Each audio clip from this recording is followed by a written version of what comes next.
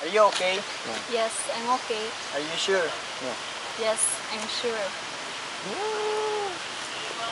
Para sa sundo eh. May I know your name? I'm Michaela. What a beautiful hair. Kaya na-invite you a coffee. Oh, sure. Wait. Hey, girl. Take this. Let's go.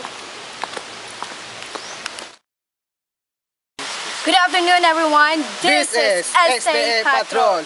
World News. Twin spacecraft to probe moon in Los Angeles. And with this news, Archie Twin spacecraft to prove the moon. In Los Angeles, NASA says its twin spacecraft are now circling the moon on a mission to measure the lunar gravity.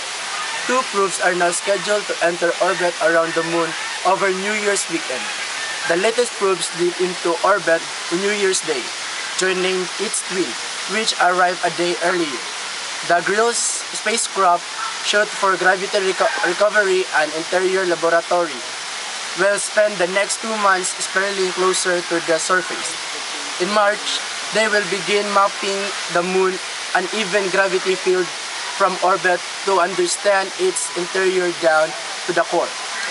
And it's Archie Narao reporting from STA Patrol. Back to you, Lyndon. Thank you, Archie, for our world news and common ritual in Hong Kong's Kwanting at a Mark-shaped grand. Regarding with this, Redendo Santiago will report.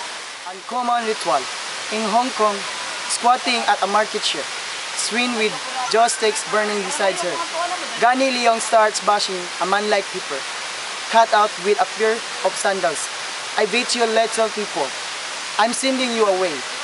Chants the 76-year-old woman, one of the last practitioners in Hong Kong of the ancient Chinese ritual of the sentience of beating the pretty little people.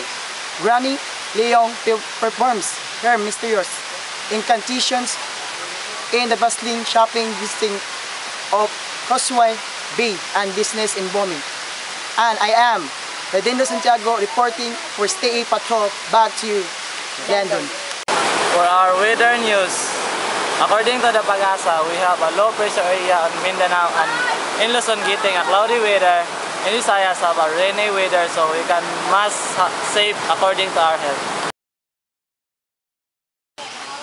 Hey, partner. Let's go. Okay.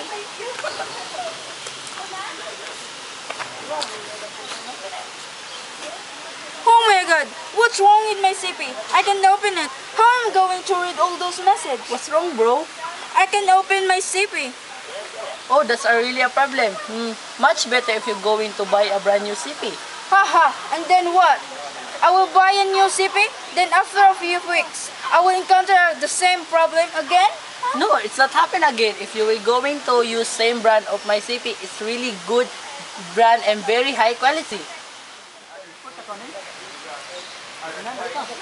Hey bro, thank you Thank you for what? for giving me a tip. And you're right, this CP is great. See? No problem, bro.